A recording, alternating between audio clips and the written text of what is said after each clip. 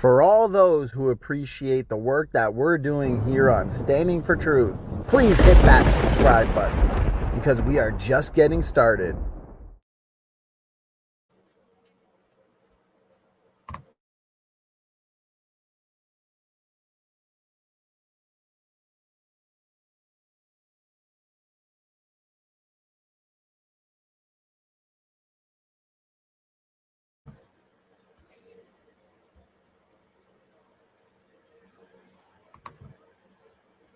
All right, guys, looks like we are live. And I know this is late, but I figured this way people will have an interesting stream to listen to in the morning. I'm going to try my best, guys, to cover quite a lot of information in just about an hour. We'll see how that goes, because I've said that before in the past, and we've gone 3-4 hours. So, but I want you guys to see, and you are going to see throughout this this program today, okay, just how good, just how exceptional the critics are at dodging the evidence, dodging the arguments, dodging the data. Okay, and you're also going to see why critics such as Dr. Dan Stern Cardinale comes to mind, Evograd, Team Dodgeball. Okay, these critics that are ducking, dodging, okay, dipping, diving all over the place, okay? They're not taken seriously, and you're going to see why. and they have been seriously refuted. I mean, it's not even funny, to be honest with you. So they've run out of arguments. They've run out of responses, okay? And a couple announcements, though, before I get this going. We're going to touch on accelerated nuclear decay, the so-called heat problem. We're going to talk about creationist testable predictions. We're going to go over why the evolutionists themselves have failed so miserably to present any testable predictions of their own, especially when it comes to genetics, which is the direct way to determine ancestry, to answer this question of ancestry, universal ancestry or separate ancestry. So we've got some good people in the chat, even at 3:30 in the morning. So I appreciate that. We've got Jamie Russell. Good to see you, brother. George Bond in the house, the man who's putting my kids through college. So George, I appreciate you being here. And George makes some good points already. Yes, we're going to be touching on that. As a matter of fact, I think I'm going to start with that topic, okay? I'm going to start with the so-called heat problem. I'm going to start with evidence for accelerated nuclear decay, because it's incredibly important, especially because the critics have been dodging so hard. And if you haven't yet seen my recent discussion, debate on the heat problem with critic David Neff, please check that out, because I think that thoroughly demonstrated why there exists a number of very plausible explanations for getting rid of that heat, okay? And let's see who else is in the chat. Gangster Ghost says, would you debate Aaron Ra? Yes, I would. I would debate any of these evolutionists that are willing to defend their philosophy in a live debate. So I've had about 100 of them, and I've debated a lot more intelligent evolutionists than Aaron Ra. So certainly I would. Anyways, let's get right into it. Actually, I want to do a couple announcements. So this week, Thursday, make sure you're here. We've got Joseph Hubbard, who's going to be here again. We're going to be refuting the critics. We're going to be tackling the ordering of the fossil record. We're going to be demolishing Gutsick Gibbon's video on limestone. And then we are going to be doing a rapid fire Q&A. Okay, so make sure you are here this Thursday. It's going to be a lot of fun. And then on the Friday, we got the round 2 debate between David Neff and Nephilim Free on the global flood. So that's definitely going to be one to remember as well. March 3rd, we just confirmed Matt Slick versus Derek Barnes, secular morality versus Christian morality. So that's going to be a lot of fun as well. Lots to look forward to, guys. Also on the channel titled Young Earth Creation, check it out, because one of our videos have gone viral. It's at like 250,000 views right now. And the alternative channel, which is Raw Matt's channel, it's been retitled to Young Earth Creation, where we are re-uploading every single video that we put out on this channel, on that channel. It's already close to 5,000 subscribers. So the more channels, the better. And the more channels that we can put out this information and reach as many people as possible, the better as well. So lots to look forward to. Anyways, let's get right into this, guys. I want to point out a couple things before I get into some clips. I got some video clips. I'm going to be screen sharing. We're going to make this interactive. Brother Jamie Russell, I did get your file. I just have to open it. And if that's what I'm going to be seeing, I'm excited. So I appreciate it. I appreciate everybody and their support. Everybody and their support is the reason why we are able to do this full time and put out full-time content. Essentially every single day we're putting out something, interviews, discussions, debates. So I appreciate all your support. Okay, so before I forget though, and because George brought up some great points, I want to touch on the so-called heat problem, okay? Especially because we should want to press the critic, okay, on the empirical evidence that they avoid over and over again, okay? And this was evident in my recent discussion or debate on this topic, okay? Because I pointed out a number of lines of evidence directly in the rocks that demonstrate accelerated nuclear decay has occurred in the past, okay? For example, fission tracks, radio halos, and helium. And I want to touch on all three of these, but I want to touch on helium in great detail, okay?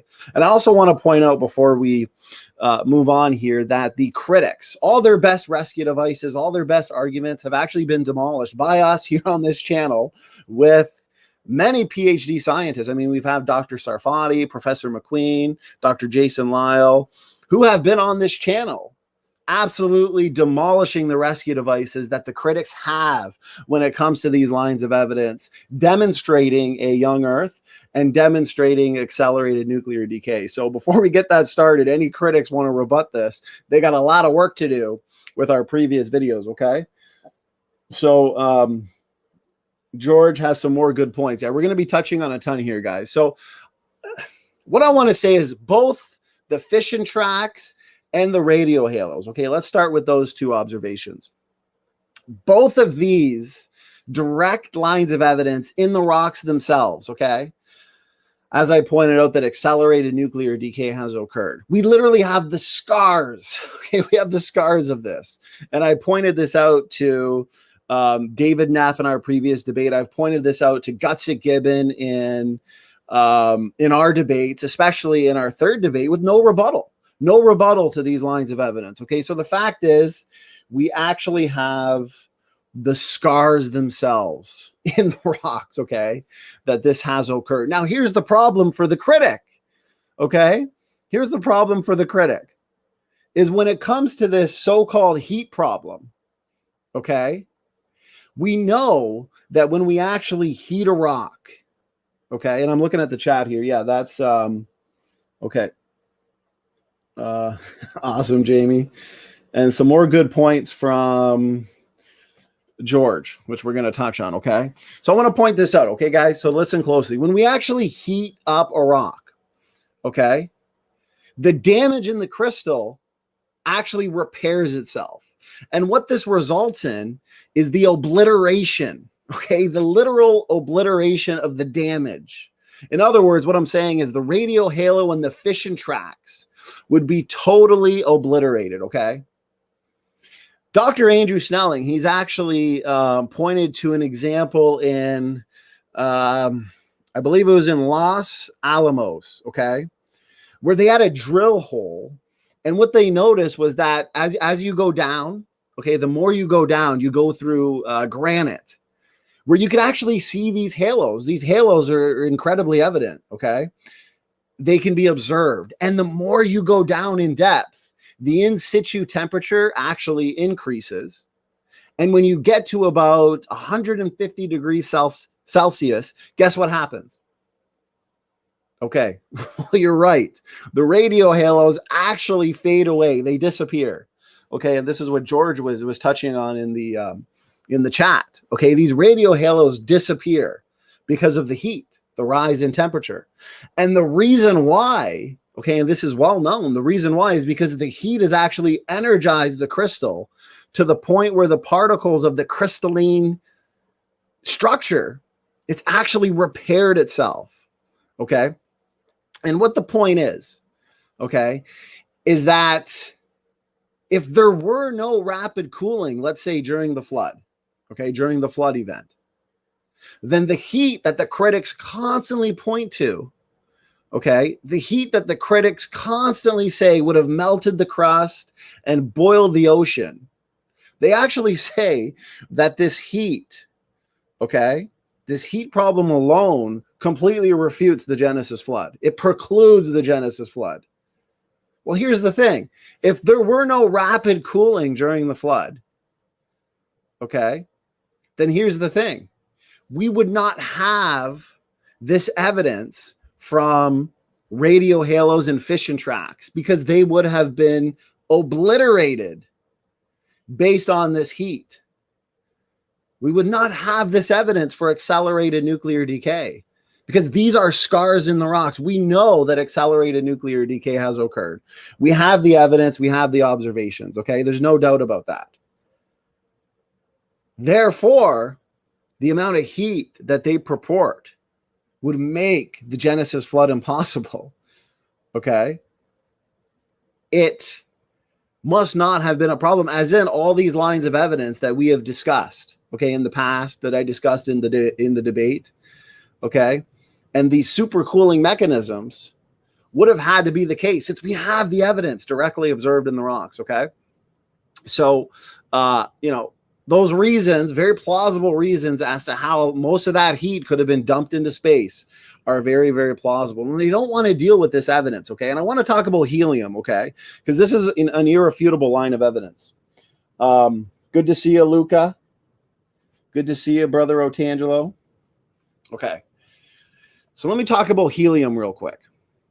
And I'm going to explain this in a nutshell, but kind of go through the steps because it can be kind of technical, okay? So when uranium decays, guys, it actually goes through a series of steps. And the byproduct of these steps is a helium atom, okay? And every time a uranium atom would then decay, let's look to, say, a zircon crystal, okay? This decay would actually produce helium atoms. And so this helium would be sitting around in the zircon crystals. And they can actually slip around to the point where they eventually leak out completely. And this is the problem the critic faces, okay, is the fact that helium atoms are incredibly tiny and they have no reason to actually hang around. Okay, now if we did have accelerated nuclear decay, okay, as the young Earth creation model would suggest, then we would actually expect to find what? Well, we would expect to find plenty of helium in these zircon crystals. As guess what? They would not have had enough time to decay. And so when the rate scientists themselves, okay, when they looked at zircon crystals, all at great depths too, okay, what they discovered was helium in these zircon crystals. Now, here's the thing. If these crystals really were 1 billion or more years old, then most of the helium would have slipped out, okay? But if these crystals only go back thousands of years, okay, to creation and the flood, then most of the helium should still be present. And yet this is what we find. Substantial amounts of helium in zircon crystals that are said to be 1 billion years or older by the uniformitarians, okay? And here's the thing. I want to point this out that the evolutionists would agree because they set this standard that it comes down to testable and falsifiable predictions. And there were predictions made before the analyses, okay, before the analyses of these numerous crystals, numerous samples they looked at. And when the data was received, okay, what they discovered was helium quantities fully in line with rapid nuclear decay, fully in line with global flood expectations, fulfilled predictions, okay? And the scoffers and the critics in these blogs have tried to attack the rate team and Dr. Russell Humphreys, and they've dealt with all of these arguments. Okay, none of these arguments are peer-reviewed. I mean, this is empirical evidence directly in the rocks for accelerated nuclear decay, all in line with flood accelerated nuclear decay, okay? Jamie Russell says, yes, lots of helium in the higher parts of the atmosphere. That as well. That as well. Brother Montas says dodgeball. Yes. Yes, they are master dodgeball players, and Dr. Dodgeball Dan himself deserves the MVP. I think I'm going to give it to him. Okay. So helium, fission tracks, radio halos, the radio halos and fission tracks shouldn't even be there if there was this immense amount of heat that would have boiled the oceans and melted the crust. Okay. No, that heat would have obliterated the fission tracks and the radio halos. Okay. So no. Okay, this heat problem is no longer a valid argument based on the observable evidence that we have today in the rocks. Now we can discuss plausible mechanisms for how the Earth could have been supercooled, how most of the heat could have been dumped into space, how the fact is most of the heat may still be in the Earth's core today. Heat and energy, okay, and I've said this many times, are not a bug when it comes to the flood. It's a feature. You need heat and energy to get the plates moving, for example. Okay, heat and energy are a good thing. And these lines of evidence that we see directly in the rocks are a good thing as well. And that being said, I want to talk about catastrophic plate tectonics and the testable predictions that have. So George Bond says the helium prediction was made and published 5 years before. Exactly. Testable and falsifiable predictions over and over again being fulfilled by young Earth creationists in genetics, biology, astronomy, geology. Okay. I wasn't going to talk about this. I was going to go right into catastrophic plate tectonics, but you know what? Let's just give the final blow yet again, okay? Because George, Professor McQueen, and I are going to be talking about carbon, radiocarbon found in diamonds. This is another fatal blow. This is another fatal blow to uniformitarianism and old age thinking, okay? Radiocarbon. Well, carbon decays so rapidly, so quickly that let's say if every single atom in the universe, okay? Let's say every single atom in the universe was made of carbon. It would then decay. It would all decay within 1 million years, easily. This is without question. So if the rocks and the fossils that the evolutionists point to were really millions of years old, they would have no carbon left. Evolutionists explain how this is possible. This is why the evolutionists, the uniformitarians, won't use carbon dating to date rocks assumed to be this old, okay?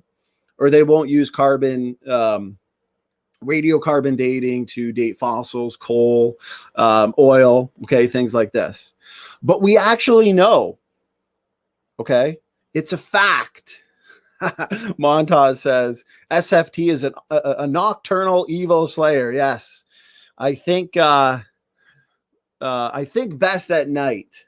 And I'm thinking all day about how much the evolutionists and the critics are dodging the evidence, the empirical evidence. So late at night when everybody's sleeping, I know that I got to get in here and I got to expose the dodging.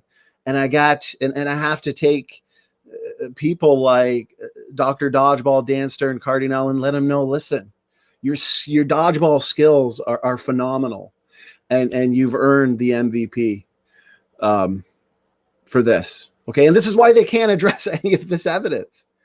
Okay. Is the fact that we know that radiocarbon exists in all sorts of fossils. Radiocarbon is found in fossilized wood. It's found in diamonds. It's found in coal. Okay. And the rate team, they sent all sorts of samples to be tested. Samples ranging from tens of millions of years old to hundreds of millions of years old. And guess what? Otangelo says he just woke up. Yeah.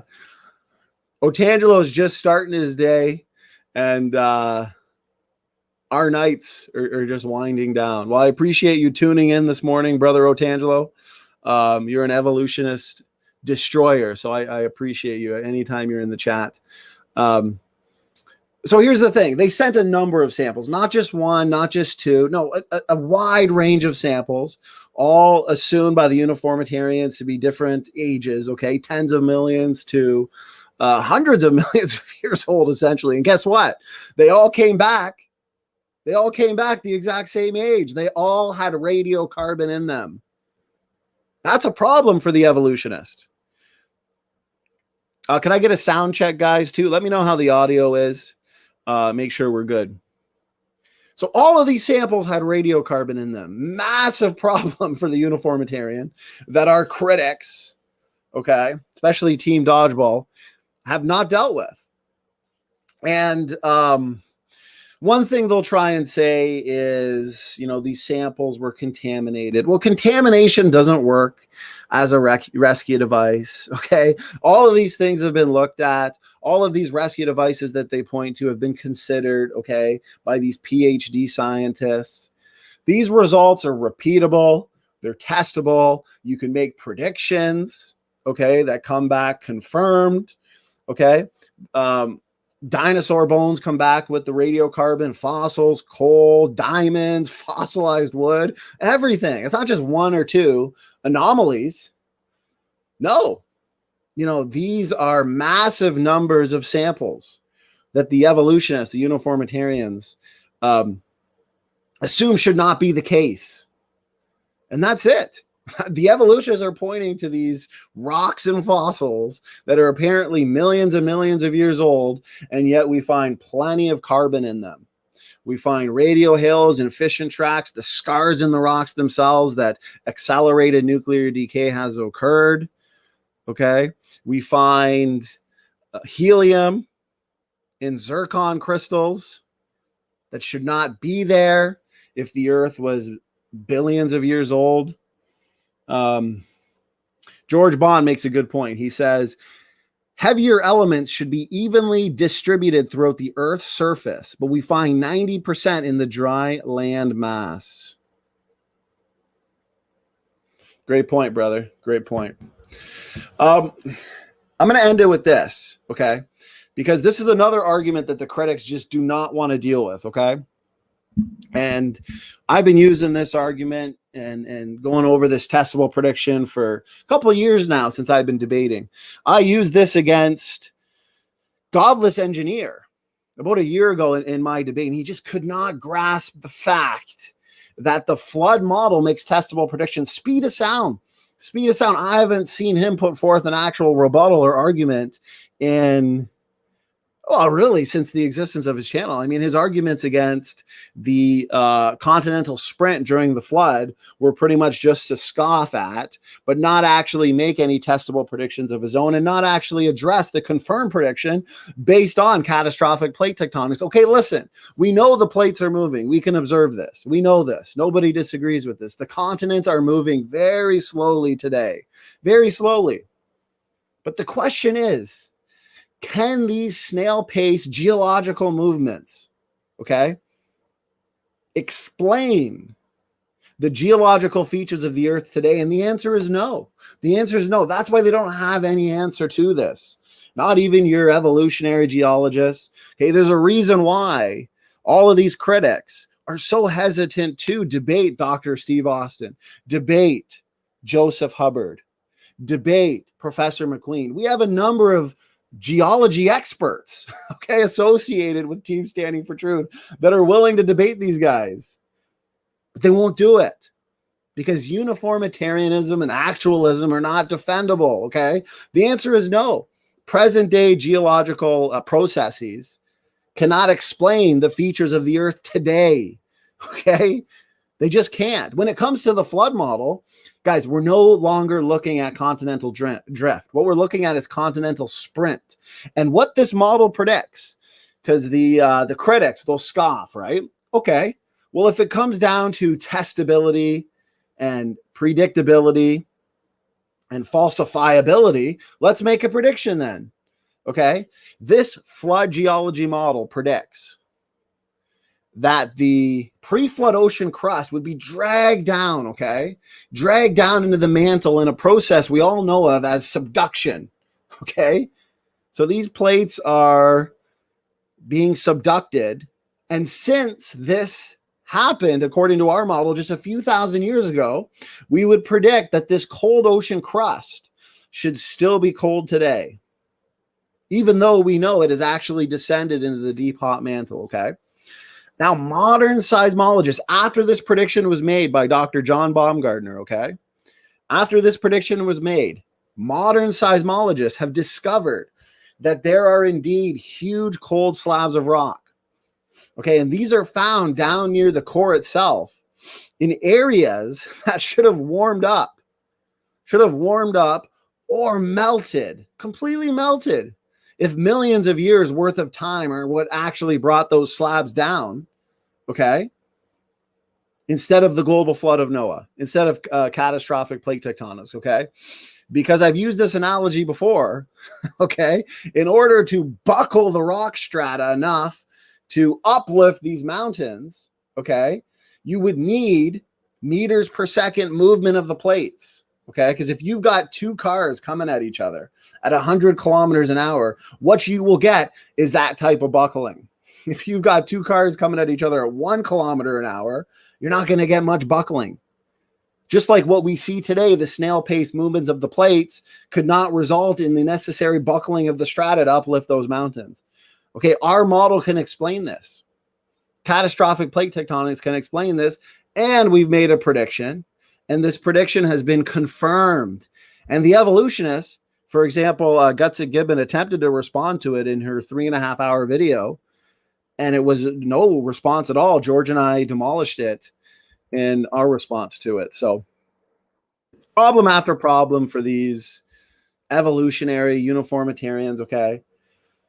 What we see on this planet when it comes to geology is evidence after evidence of the global flood, okay? We see rapid or no erosion between sediment layers. We see whole rock layer sequences literally deposited rapidly in quick succession, continent-wide, okay? Continent-wide rock layer sequences, all requiring water, rapidly moving water, okay? And we've got these rock layers that are bent without fracturing, which means they would have had to just been deposited. And it's just the line of evidence after just fossils in general. Fossils in general require rapid burial. We've got testable predictions, okay? Even the evolutionary uniformitarians would have to admit that the evidence is pretty clear that the Earth was once completely underwater. They'll just say, you know, underwater at different times as compared to one big giant flood, okay? But no, CPT makes testable predictions, okay? And all these observations are in accord with the flood of Noah, covering the entire Earth just a few thousand years ago. So I didn't want to touch too much on that because I did want to move into the main topic, which is genetics and testable predictions. So that being the case, I do want to screen share here real quick. George Bond says, out of order fossils. Yes. We're going to be discussing that on Thursday with Joseph Hubbard. So bring your questions, guys, all your geology related questions related to creation versus evolution. So it's going to be a lot of fun. So anyways, I'm going to screen share here and show you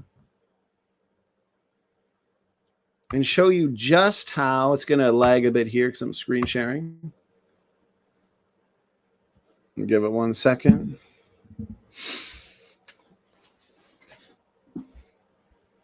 Okay. Now I want to show you, give me an audio check when you can.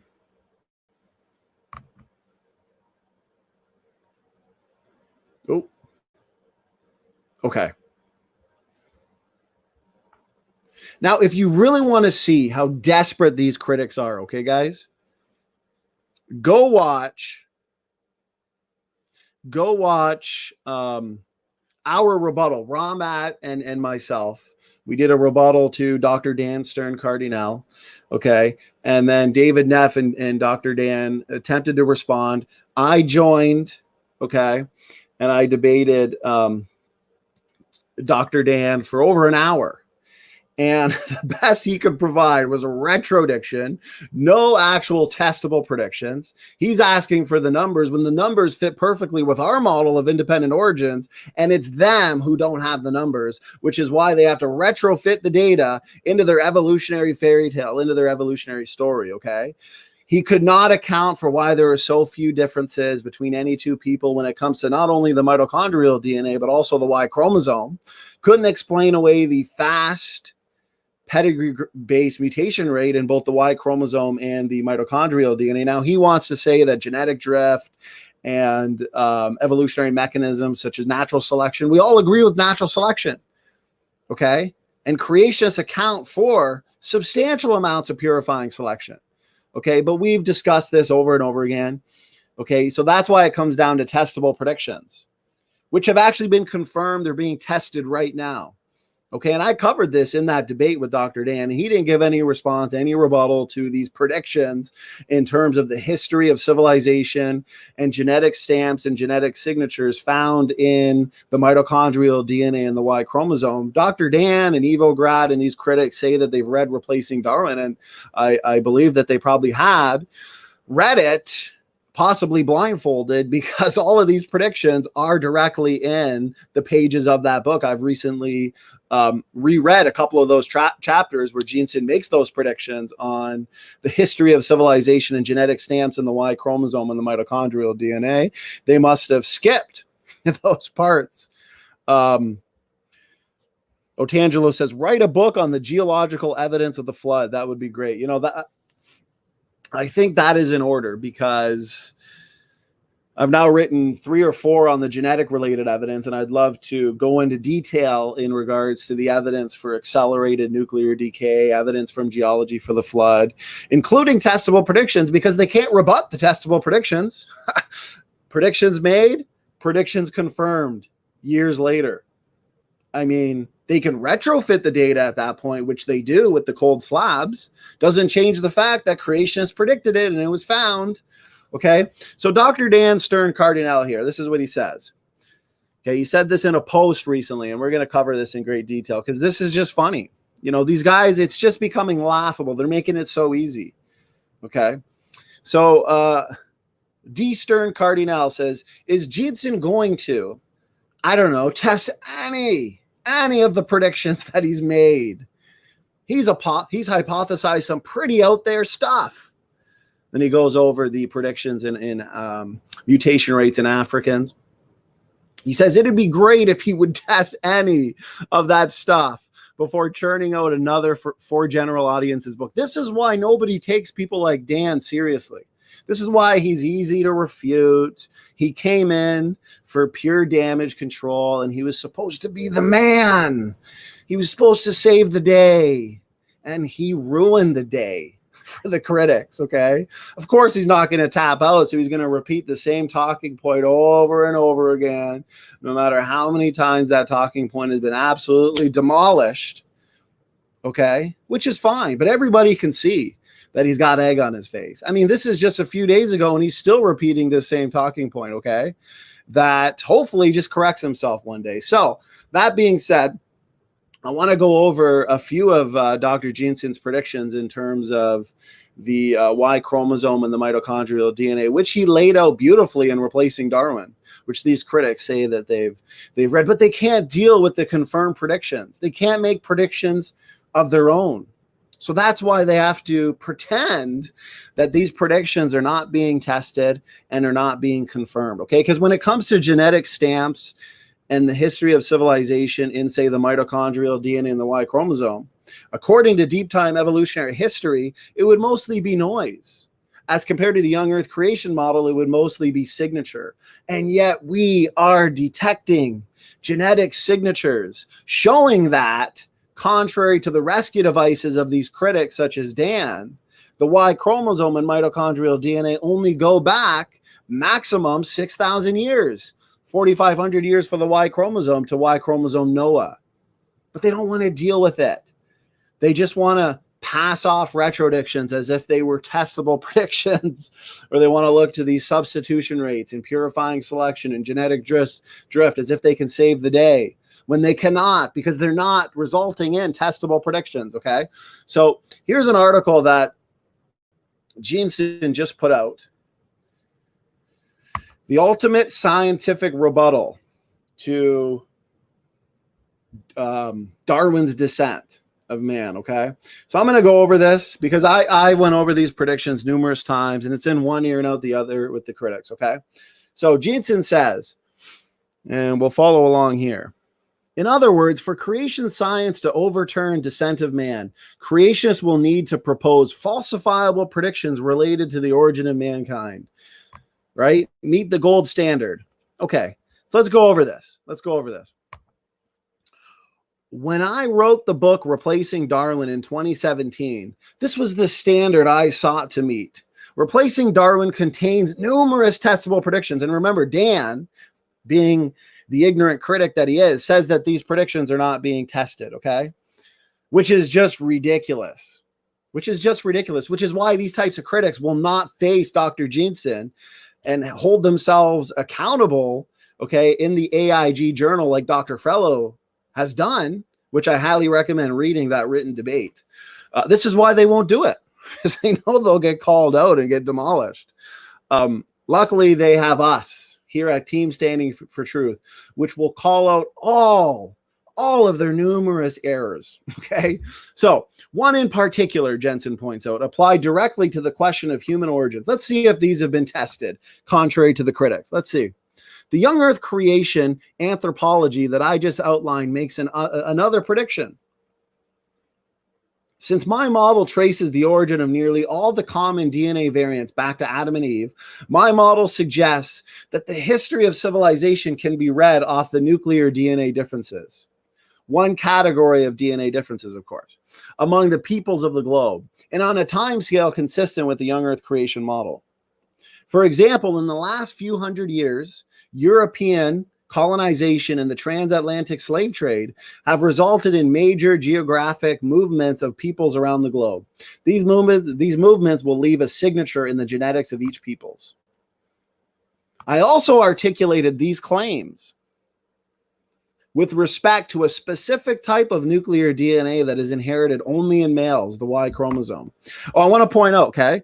So, Gutsick Gibbon and Joshua Stramidas, they attempted to rebut Dr. Jensen's confirmed predictions on the Y chromosome, and it was an epic failure. Misrepresentations, straw man arguments, misunderstandings of Y chromosome pedigree-based studies and how many there are that exist versus whole genome pedigree-based studies, omitting a ton of papers, a ton of data. It was bad. So we destroyed that video, and Dan attempted a blind rebuttal to our video, okay?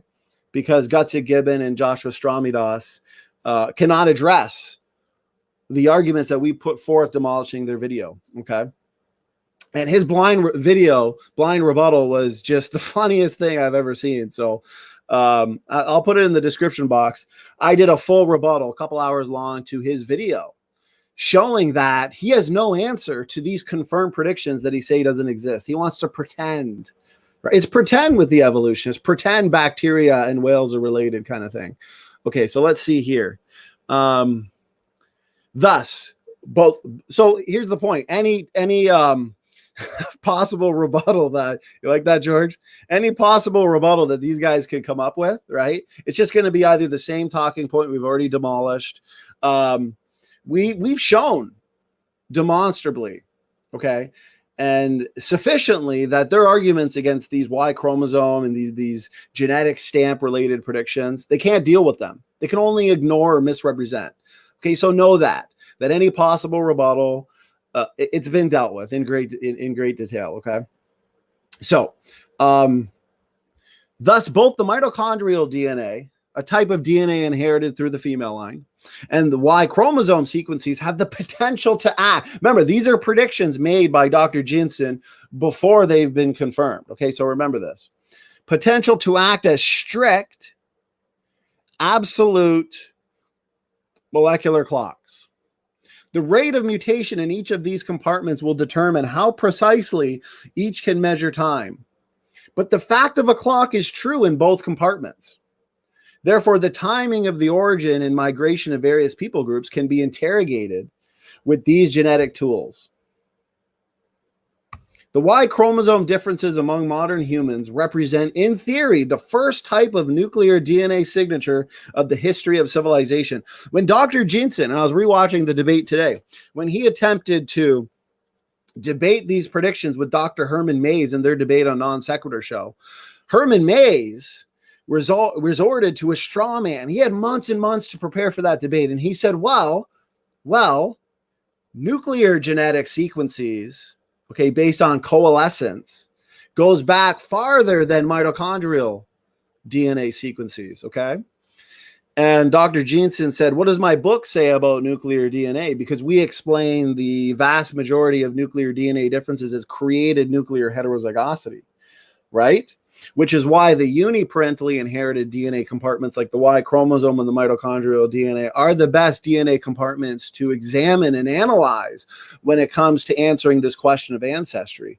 And Dr. Mays could not reiterate that important point that nobody could miss from replacing Darwin. So this is what we're dealing with, is straw man arguments and misrepresentations from these guys, okay? Because if any critic on this channel who's been following us for any more than a week doesn't know that we have a starting position of created nuclear heterozygosity, which makes testable predictions on DNA function, okay, and other predictions as well. But if they don't recognize that by now, then obviously they're not paying attention, okay? So George says, where's Dodgeball Dan's predictions? They don't exist. The paper that he provided, okay, was nothing more than a retrodiction, still based on uniformitarian assumptions and deep time assumptions and assumptions when it comes to human and chimp split. Okay, well, whenever I show those phylogenetic trees when it comes to mitochondrial DNA and Y chromosome, you can see, okay, you can see that some people are picking up more mutations in the same amount of time than their cousins, which means you can't look to humans and chimpanzees and look to the number of DNA differences that separate them and make assumptions as to how long ago they split. Because when they do that and they look to a phylogenetic rate, they come up with a rate that's extremely slow, way slower than the fast mutation rate that we see today. Okay, and the fact that the mutation rate that we see today is fast in these DNA compartments, and the DNA differences that separate any two people in the Y chromosome or the mitochondrial DNA is few, okay, there's very, very low genetic variation in the mitochondrial DNA and the Y chromosome. This means humanity is young. That's the only way to explain a fast mutation rate with very few differences separating any two people, okay? And because there are such few DNA differences separating any two people, guess what? That means young Earth creationists can account for massive amounts of purifying selection, which, by the way, these critics say young Earth creationists ignore. When in fact, no, we fully acknowledge the role of purifying selection, of natural selection. The numbers are in line with our expectations and our model. They're the ones that need to retrofit the data according to the numbers. No, they're the ones that need to show the numbers, and they're the ones that cannot show the numbers. It's assumptions after assumptions after assumptions, just as Orient Express has stated. So because of that rant, I'm going to have a drink of water here.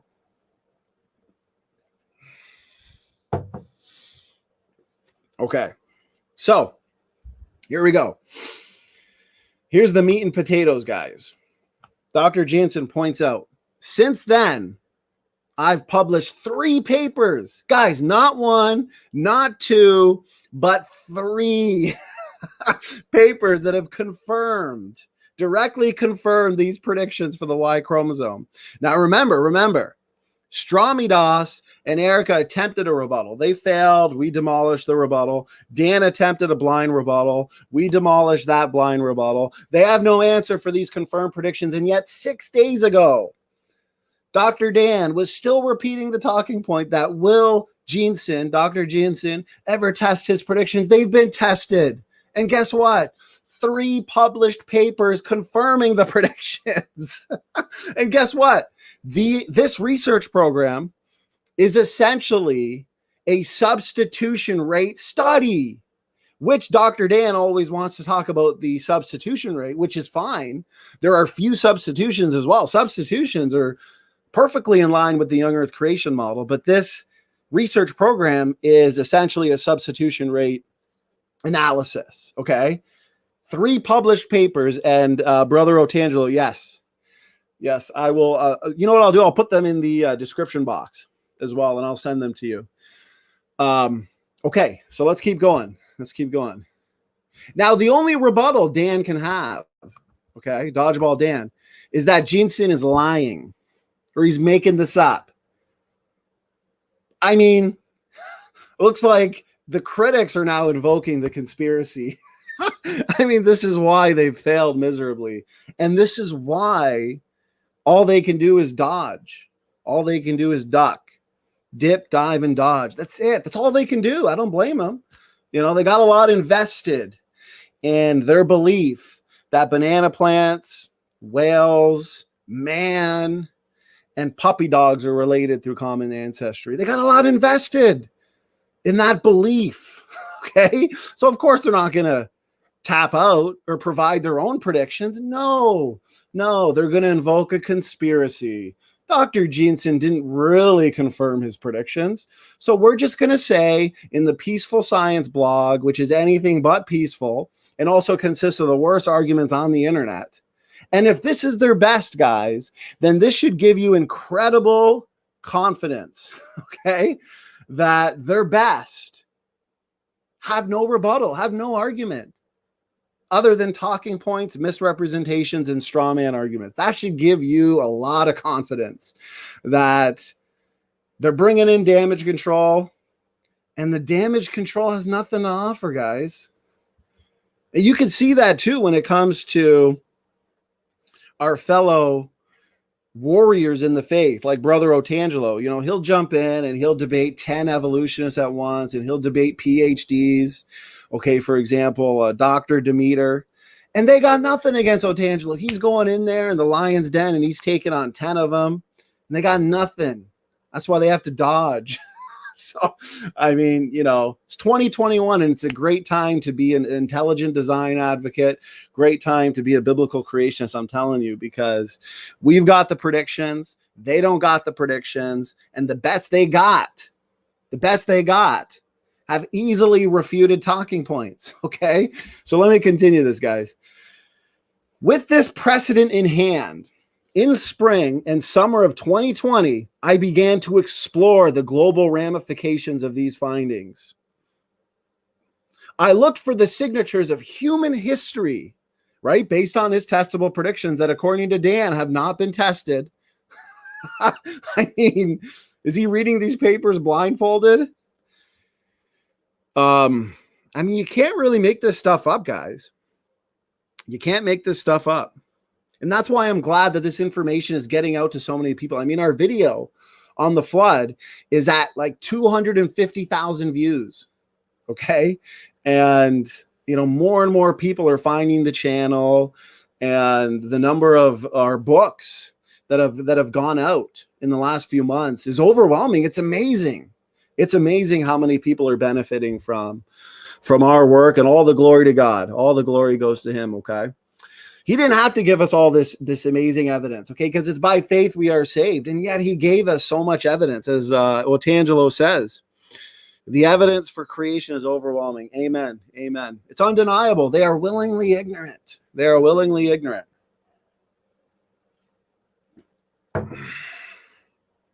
So, Dr. Jensen says, I looked for the signatures of human history in the DNA of people all around the globe.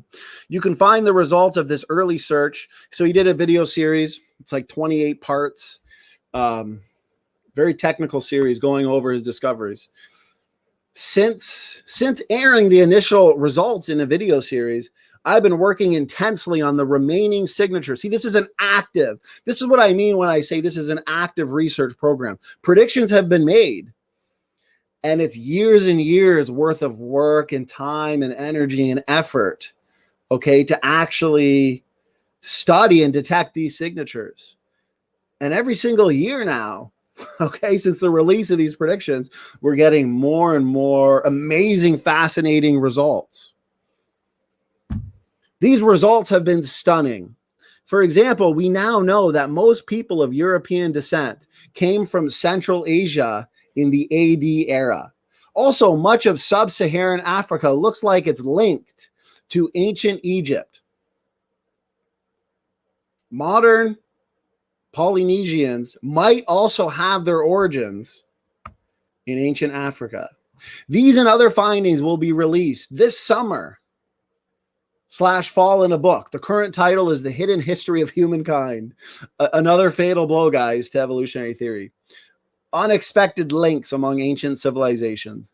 In the book, I will be exploring the rise and fall of 8 ancient civilizations or peoples: ancient Egypt, ancient Rome, ancient Persia, ancient Israel, ancient India, ancient China, the Eastern Islanders, and the Native Americans. Guys, okay?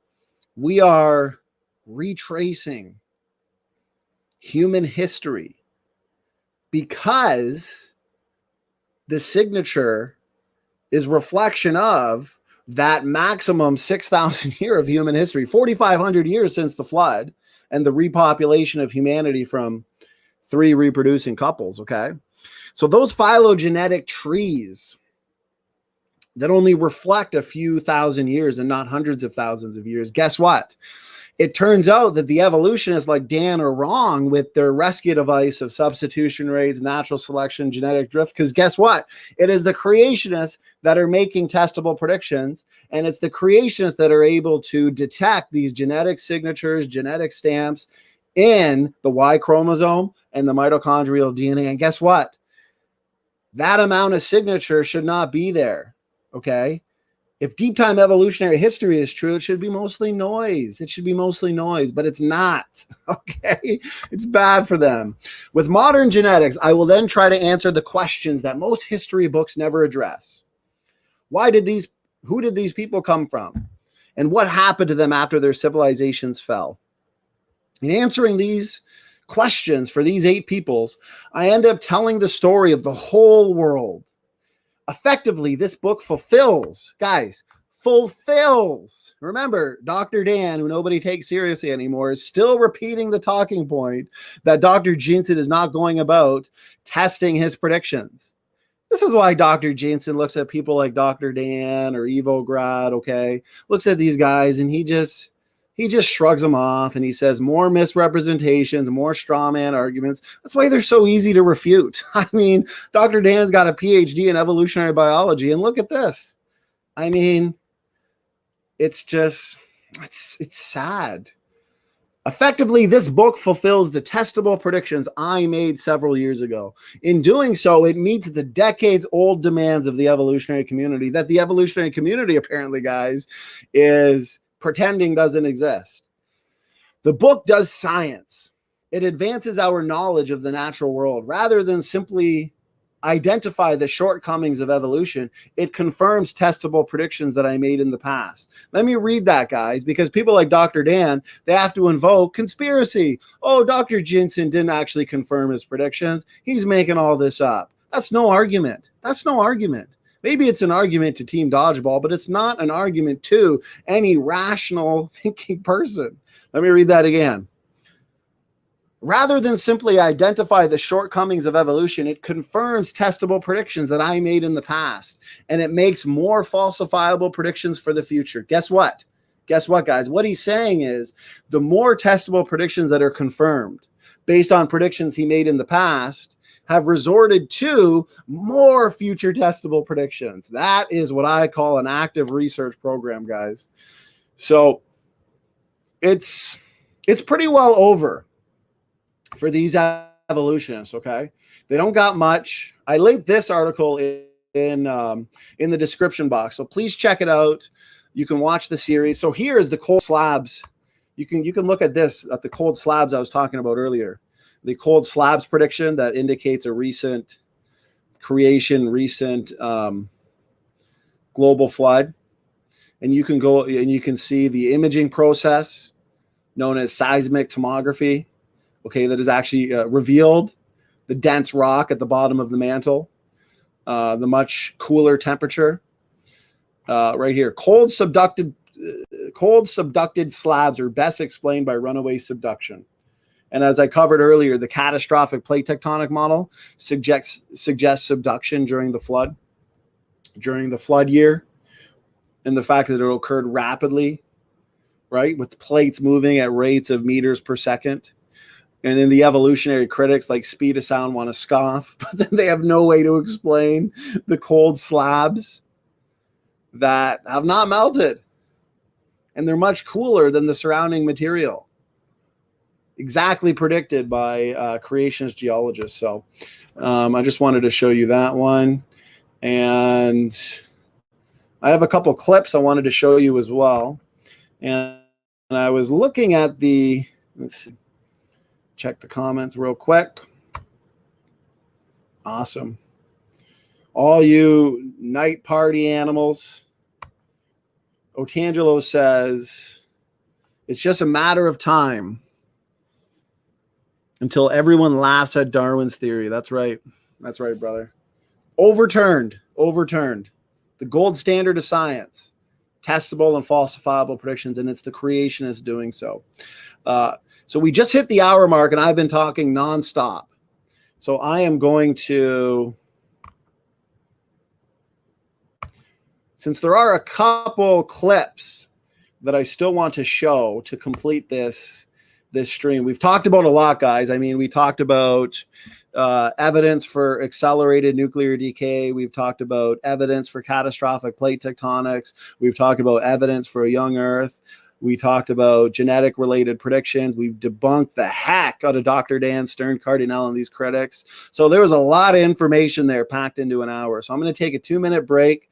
And I want to show you guys a couple clips before I end this stream and I end this show tonight. I'm going to go get a glass of water real quick. God bless you all. Even at close to 4:30 in the morning, it's awesome to see some of you in here because, as Otangelo said, it's just a matter of time before everybody's laughing at evolutionary theory and universal common ancestry. So I will be back.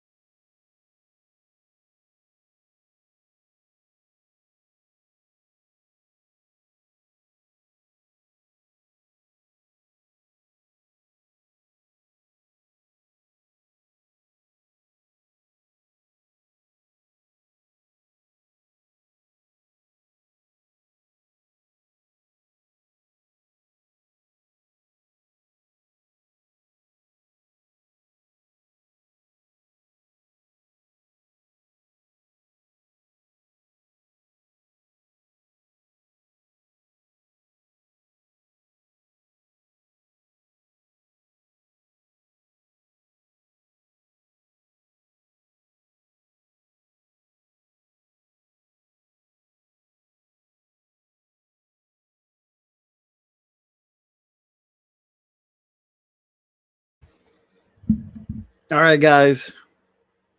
Break time is over. So I'm going to show a couple clips here before we call it a night. One clip of Dr. Jensen himself talking about some of these testable predictions, as well as testable predictions when it comes to speciation rates and speciation since the flood, with some of those predictions even coming true and being confirmed since they were made. So it's not one or two predictions, guys. It's prediction after prediction after prediction, okay? All of these predictions that the critics want to ignore. So I'm going to share screen again. This time I'm going to share the audio. And share screen. Okay, here we go, guys. Share audio. Guys, let me know how the audio is coming in.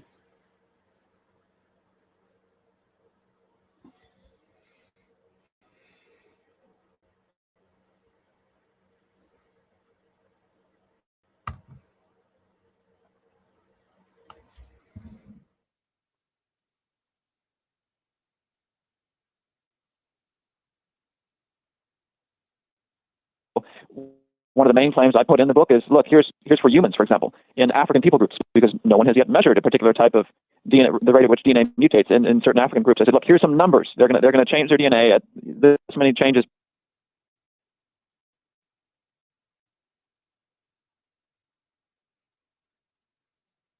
many changes in the book. That's something we can go and test. And what's been really looking at some of the evolutionary critics, there's been published rebuttals to the book, and when they do that chapter, and there's one in particular, and an anonymous evolutionary blogger who is saying, well, this is a problem, and he doesn't know what he's talking about. His main response to me putting a prediction in print and basically saying to evolutionists, now meet your own standard. You put a prediction in print. His basic response was, Jeanson doesn't get to pick which predictions we should put in print. I thought, well, I think I'm on the right track. So this one. That's one answer. The second answer, and these predictions are already true. So one of the predictions we can make, if you say, look, God created kinds of creatures. They're not species, they're not even the level of genus, but probably more the level of family. For example,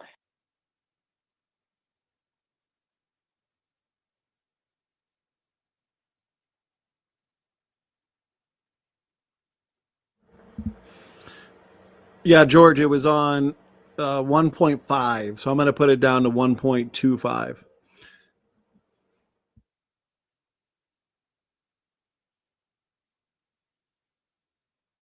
everything from tigers to house cats are in the cat family. They descend from a pair on board the Ark of Noah, according to Scripture, and combine that with science. So there's over 30 species of cats alive today. That makes a prediction then that cats have been forming at a certain number of species per year, or it takes this many years to form a new species on average. That's the type of prediction you can make, and that whole model actually predicts species to continually form.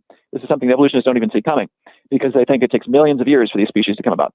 Well, lo and behold, about 4 months after my book came out, one of the most famous Exhibit A examples for evolution, Darwin's finches, those finches in the Galapagos that Peter and Rosemary Grant have been studying for 40 years, they announced in Science magazine, January of 2018, that they observed the formation of a new species of Darwin's finch. So you run the numbers, they were shocked by this, because it's supposed to take millions of years. They're shocked by this. You run the numbers, and the rate at which these species are forming, so if you take that observation, extrapolate it to the whole globe, what that translates to is at an average rate of 3 to 4 new bird species per year.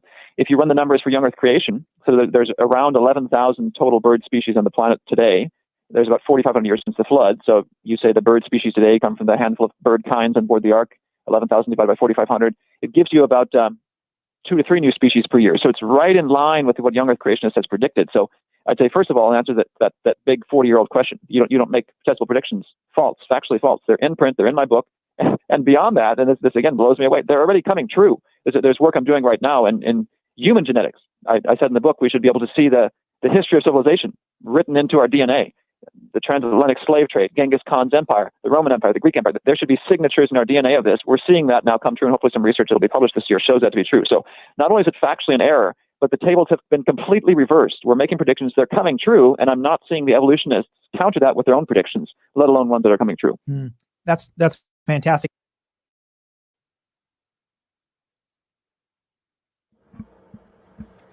So right there at the end as well, you could hear him talk about those predictions when it comes to the history of civilization, genetic stance, but also predictions on what? That's right, speciation rates. Okay, we could go on and on about predictions when it comes to DNA function, okay, and these highly, highly conserved mitochondrial DNA proteins, okay, that form nested hierarchical patterns. We're even making predictions when it comes to those types of DNA sequences, DNA proteins, DNA positions, okay? I mean, it's really become sad at how little of a rebuttal really or counter the evolutionists are making when it comes to this. So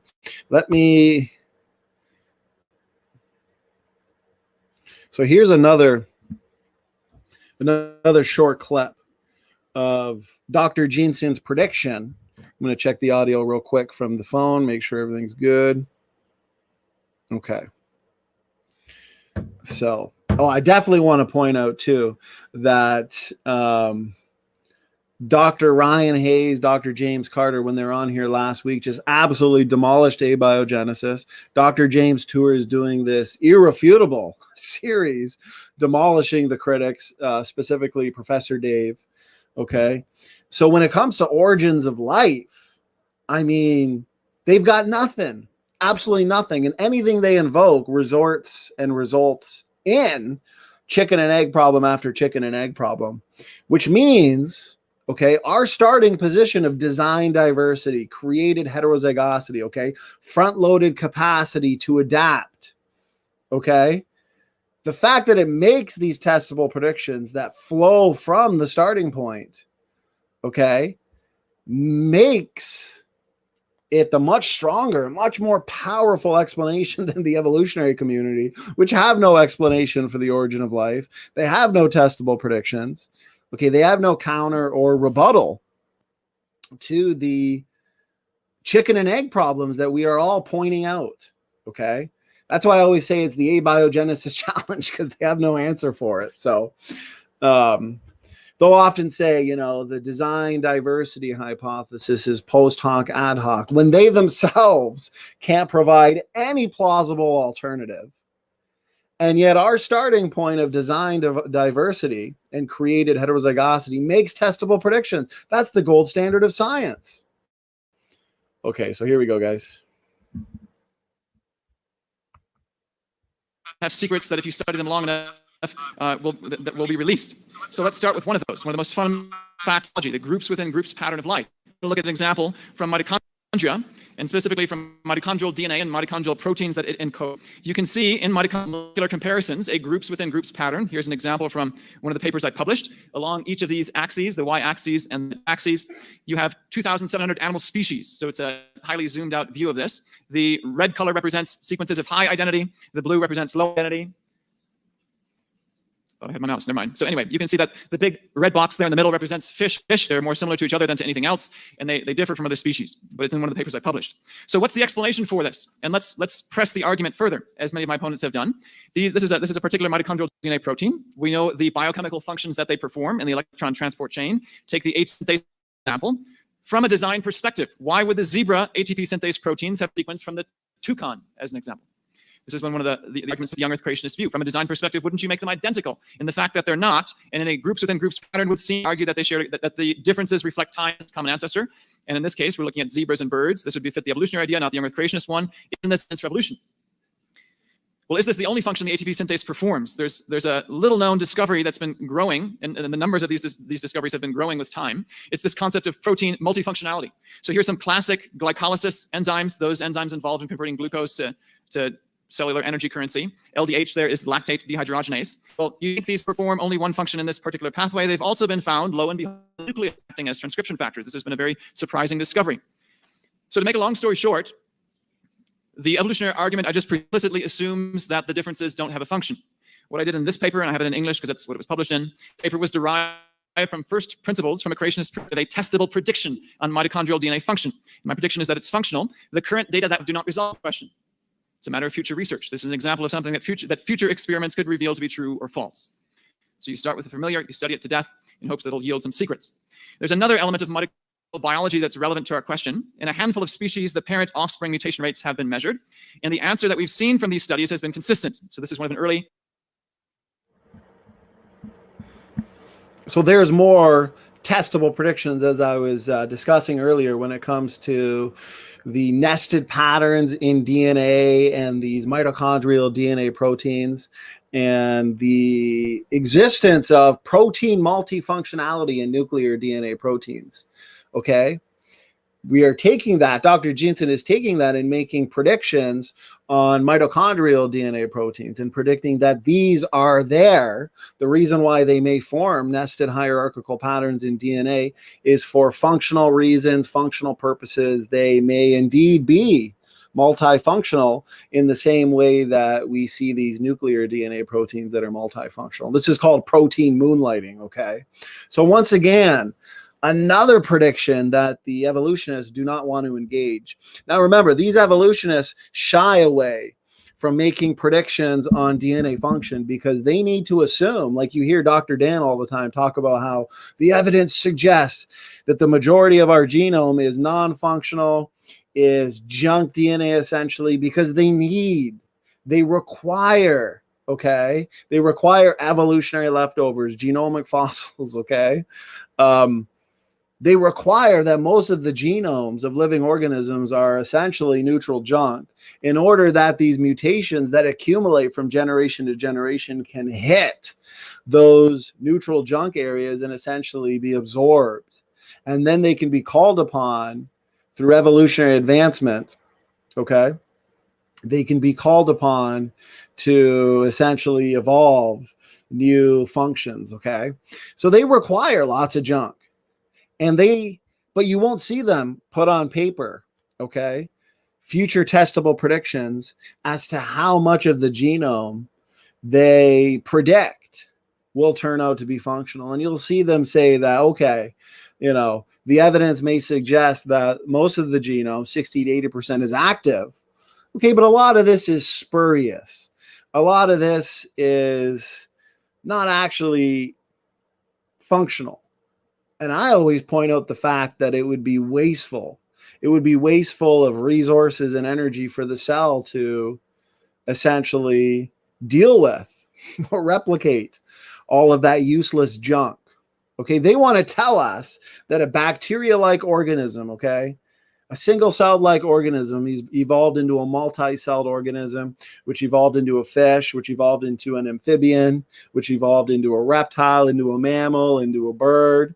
Okay, another path would have evolved into humans, but essentially natural selection, though, could not have simply gotten rid of all this useless junk that's wasteful to the cell, wasteful of energy. Give me a break.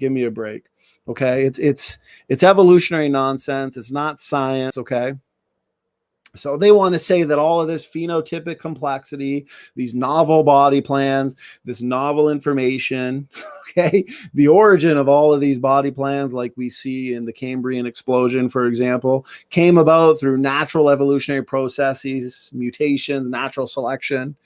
But then they want to say that natural selection can't remove all of this junk. The reason why it's there is because it's not all junk. It's active and it's there for a reason, which is why creationists are making predictions, future testable predictions on DNA function. Hey, you knock this gene out, you're going to have this effect, or you mutate this specific DNA position, it may lead to this disease or that disease. Okay, these genetic sequences are functional for this reason or for this purpose. Prediction upon prediction, okay? We would predict that these pseudogenes or these endogenous retroviruses, these other classes of retrotransposons, are there for a functional reason. Okay, these nested hierarchical patterns are there for functional purposes. Okay, it's by design, not by descent. All predictions that they hesitate to make. So this is going to be the last clip I show. Now, what this is my debate. I think it was like my 4th or 5th debate with R.J. Downard, who supposedly has written a book called The Rocks Were There. He's fully up to date on all the young Earth creation literature. But yet, when I pressed him on these predictions, okay, he knew nothing about them. So I'm going to show you a clip from that debate where I brought up this specific prediction when it comes to the mitochondrial DNA proteins and DNA multifunctionality, okay, protein moonlighting. So, and you can see his response. He was dumbfounded. He'd never heard of it. So these critics are not up to date. And the ones that say they are up to date, like James Downer, they are not up to date. Okay. They're deceiving. So right here, once it loads, and you'll see James Downer had no idea about this prediction, just like they have no idea about the history of civilization predictions. They are behind on the times.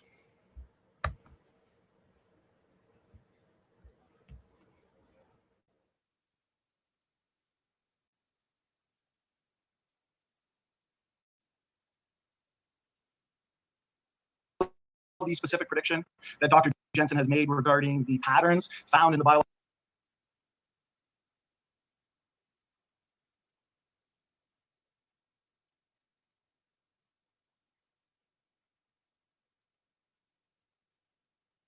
biological world. The one that you have been repeating previously? No, this is a different. Different prediction. Tell us all about this prediction.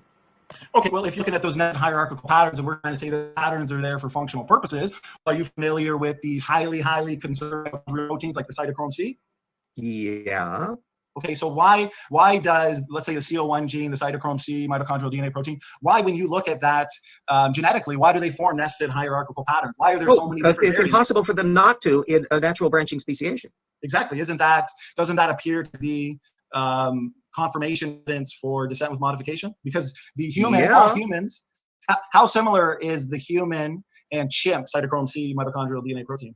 Off the top of my head, I don't know.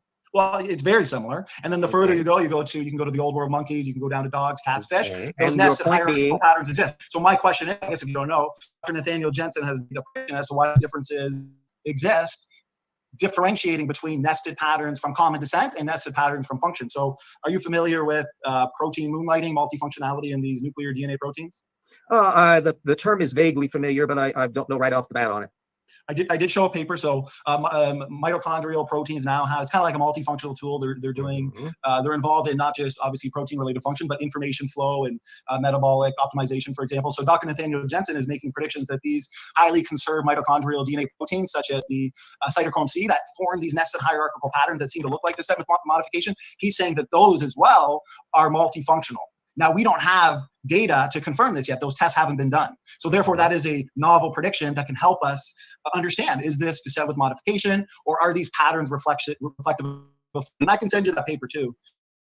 I would love to just make sure that I don't already have it in the data field. Apparently, you're going to mitochondria a lot. Hopefully, we can to mammoths and the Native Americans and those too. No, I'm just showing you because you brought up the fact that creationists ignore the data field, and you always talk about Todd Wood and Kurt Wise. Todd Wood looks at morphology and anatomy, and Dr. Nathaniel Jensen disagrees with that because, like I said, well, I don't want to repeat myself, why bones are inconsistent. You can look at convergent evolution, for example. Oh, you will. So they look to molecular clocks and DNA function. That's why the ALUs you talk about, or the ERVs, for example, the fact that they're highly functional DNA elements, that's certainly consistent with this model of, as you love to hear me say, created heterozygosity. When How do you can we explain expect?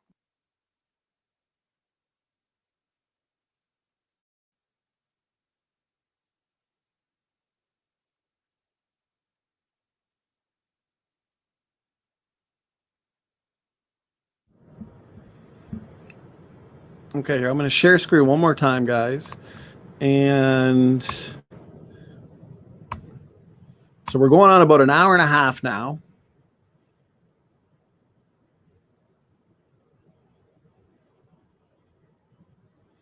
Just 1 second. It may lag for 1 second.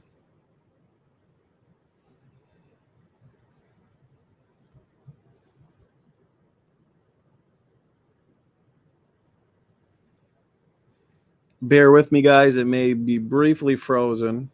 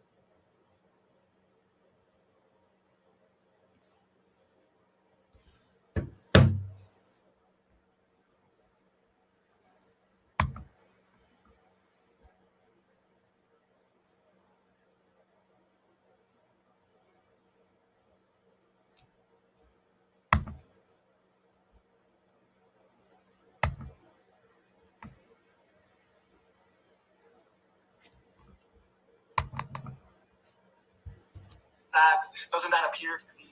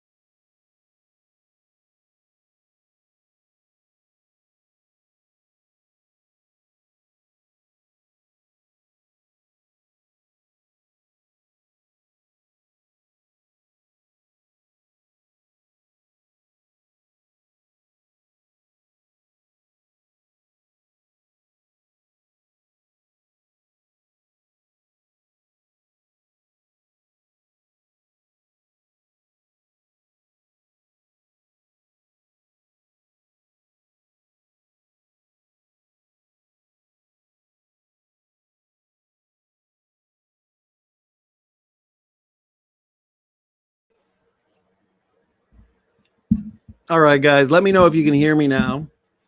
My computer froze out on me there, but I restarted it, refreshed it. The reason why it was laggy there, Jesus is Lord, is because for that few minutes I wasn't even in the stream. So I rebooted it, and somehow the actual stream didn't shut down. So that's pretty cool. So I wanted to point out that, so that it's been about an hour and a half for anybody who just joined us. Looks like people are getting up and getting ready for work. Brother Neff's probably got a nice hot pot of coffee waiting for him. And I know that's the best part of my day. So we've been going an hour and a half. We started off with evidence for accelerated nuclear decay. I also debunked the so-called heat problem. Went over evidence for catastrophic plate tectonics, as well as fulfilled and confirmed predictions from the flood model. And then we covered Dr. Dan Stern Cardinale and his claims, his erroneous claims that creationists such as Dr. Jensen are not testing their predictions. We demolished that argument and went into some other predictions on DNA function and demonstrated that the best of the critics are just not up to date on the data. So I would say that they have run out essentially of arguments. Okay. So good to see everybody in the chat. But yes, I try to keep this about an hour and a half. So definitely, if you haven't seen the beginning of this stream, check it out. Lots of good information. What I'll say before I shut it down, guys, is this week, make sure you're here Thursday. We've got Joseph Hubbard back on. Friday, we've got Battle of the Neffs, round 2 on the global flood, Nephilim Free versus David Neff. And March 3rd as well, we just confirmed Derek Barnes versus Matt Slick on morality. So that's going to be a lot of fun. Lots to look forward to, guys. I hope you enjoyed the stream. And we will see you probably tomorrow. And, of course, on Thursday for a Q&A with Joseph Hubbard. Okay, guys. God bless. Everybody have a good night. And SFT is out.